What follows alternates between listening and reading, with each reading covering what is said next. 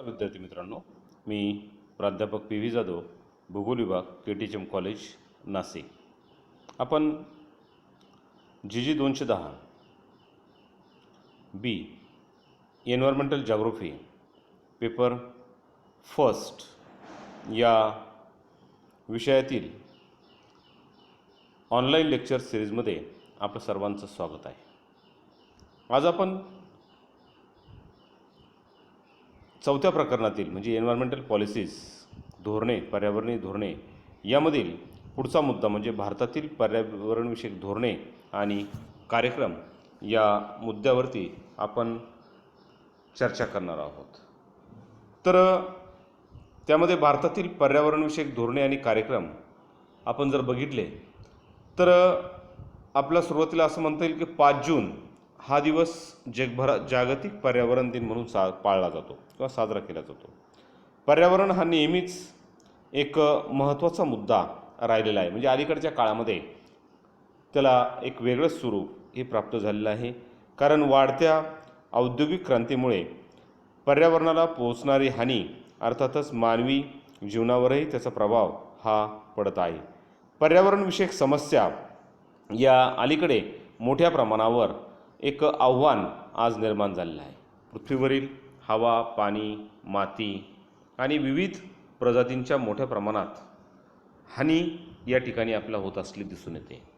पृथ्वीवरील बऱ्याच लोकांच्या जीवनाशी पर्यावरणाच्या अनेक समस्या या जोडलेल्या आहेत. म्हणजेच अनेक त्याचे परिणाम हे मानवी जीवनाशी किंवा मानवी जीवनावर त्याचे झालेले आपल्याला दिसून येतात.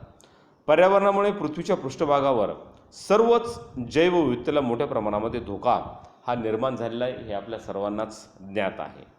हा धोका कमी करण्यासाठी जागतिक तसेच देश पातळीवर विविध प्रकारचे नियोजन करणं हे अत्यंत गरजेचं आज या ठिकाणी आपल्याला जाणवत आहे किंवा गरजेचं बनलेलं आहे.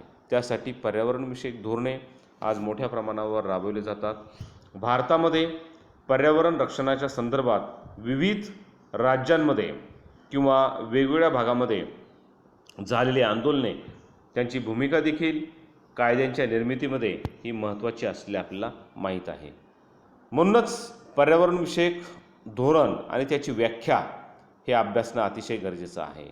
तर ती व्याख्या जर आपण बघितली थोडक्यात तर पर्यावरणविषयक जे धोरण आहे म्हणजेच कायदे आहेत, नियमावली आणि पर्यावरण किंवा पर्यावरणीय समस्यांबद्दल अन्य धोरणात्मक यंत्रणा या मुद्द्यांमध्ये संस्थांची वचनबद्धता ही त्यामध्ये समाविष्ट होते.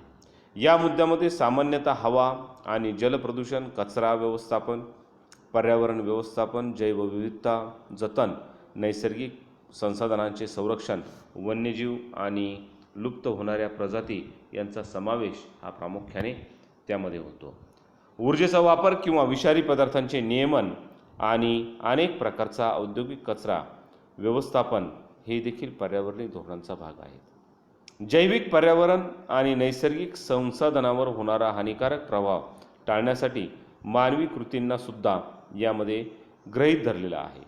पर्यावरणविषयक धोरण अंमलात आणण्यासाठी शासनामार्फत अनेक प्रकारचे साधने ही उपयोगात आणली जातात. पर्यावरण धोरणाला प्रोत्साहित करण्यासाठी कर आकारणे, करामध्ये सवलती देणे, व्यापारक्षम परवाने आणि शुल्क यासारख्या विविध क्रिया प्रभावीपणे राबवल्या जाणे, ज्या कॉर्पोरेट कंपन्या कार्यक्षम पर्यावरणीय व्यवस्थापनात त्यांची भूमिका ही महत्त्वाची आहे किंवा व्यवस्थितपणे ते राबवत आहेत. त्यांच्याकडील पर्यावरणविषयक माहिती पारदर्शी असल्यामुळे त्यांच्या व्यवसायाच्या कामगिरीत सुधारणा घडत आहे. सरकार आणि खाजगी कंपन्यासुद्धा विविध करारांमार्फत कंपन्याकडून स्वच्छेने पर्यावरणविषयक कायद्यांचे पालन हे केले जात आहे. यासाठी विविध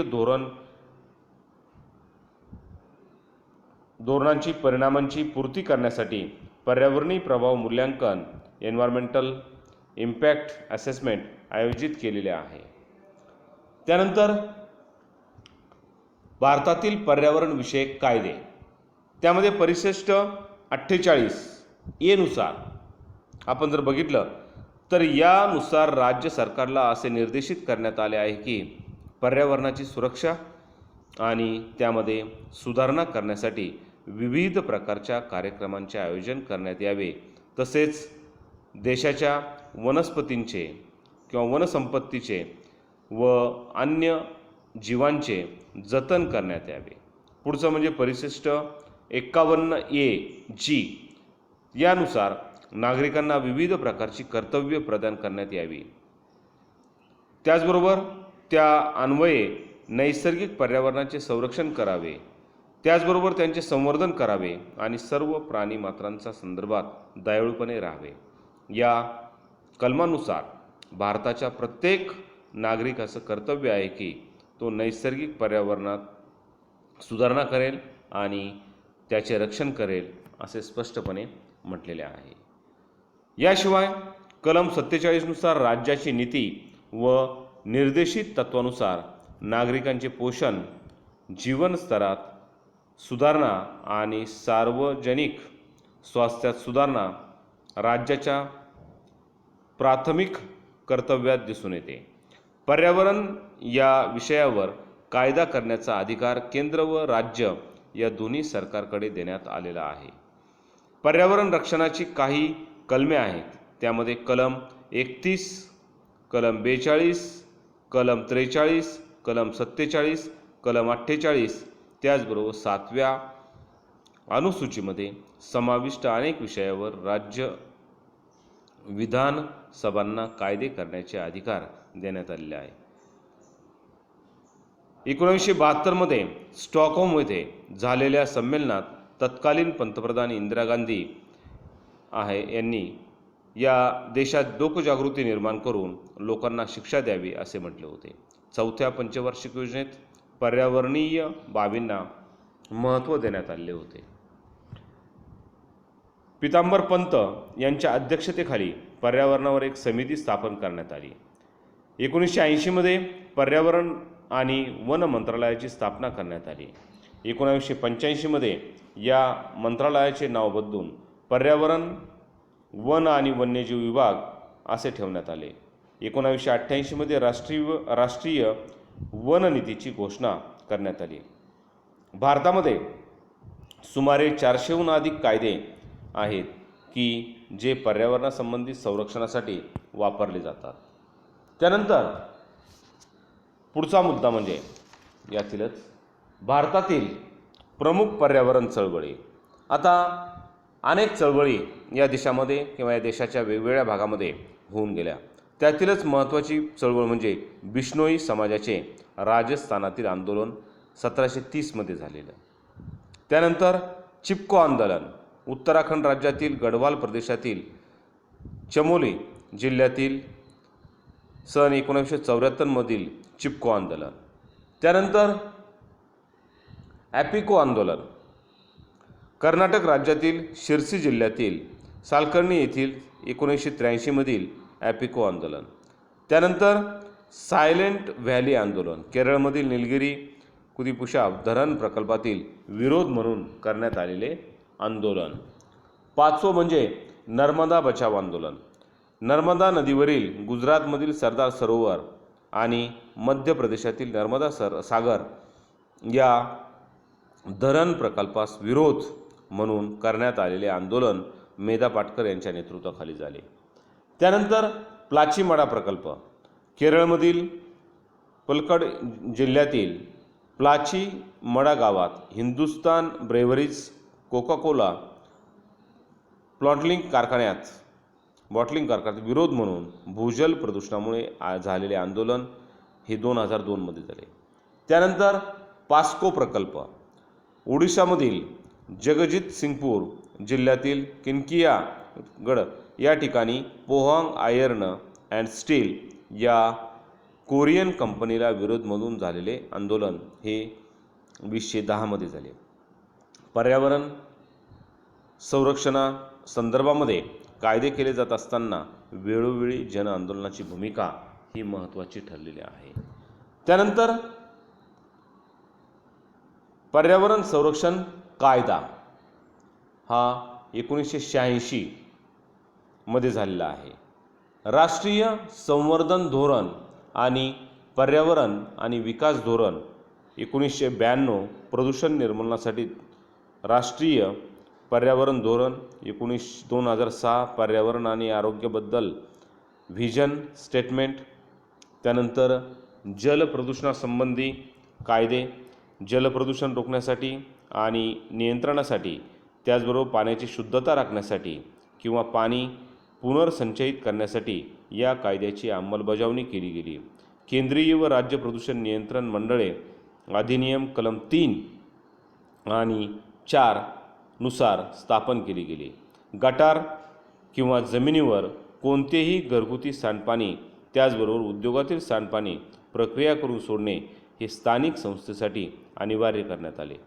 ठराविक प्रकारचे उद्योग स्थापित करण्यास पूर्वसंमती मिळविणे.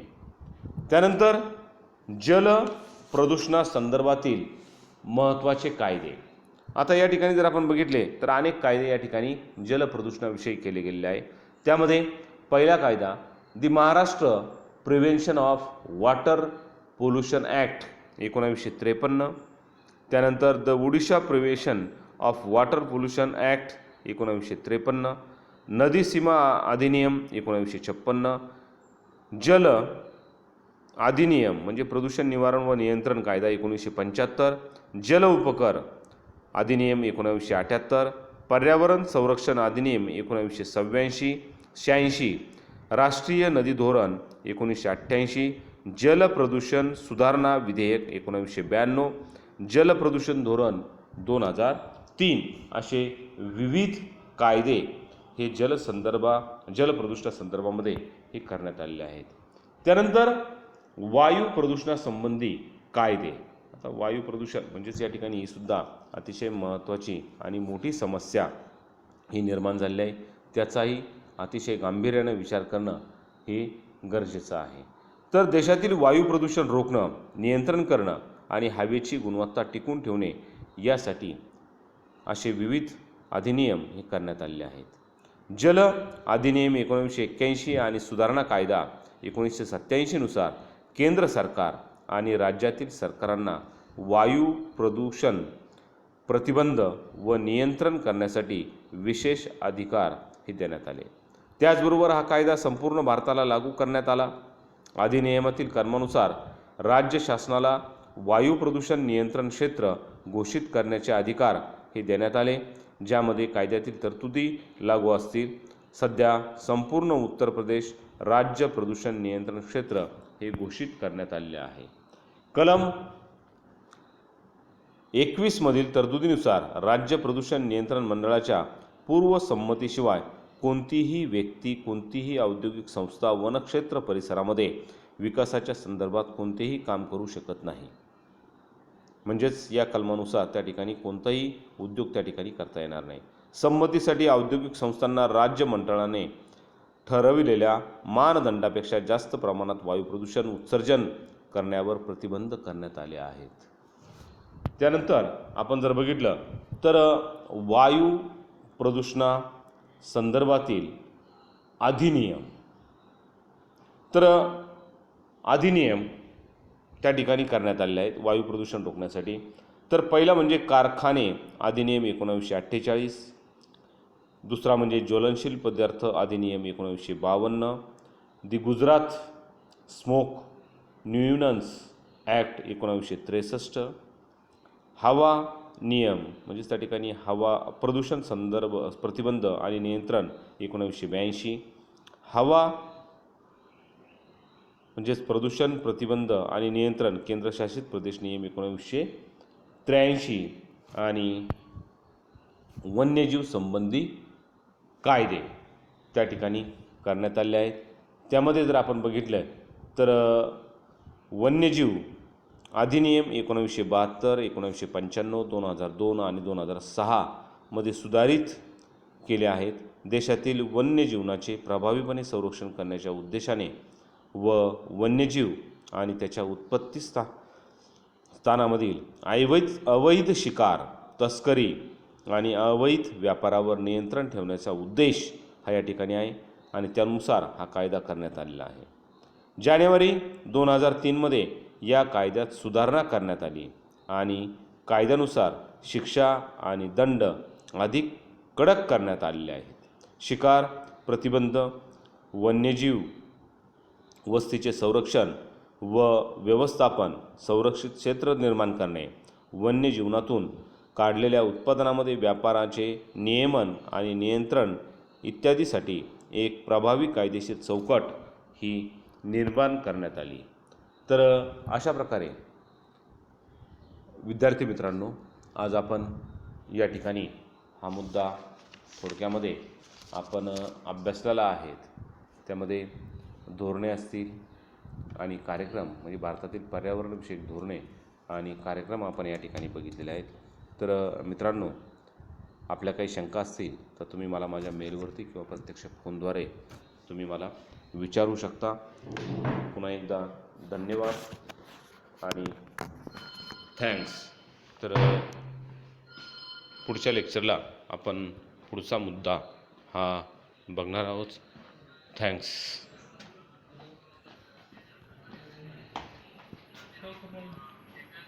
स्कोप पाहिजे मला.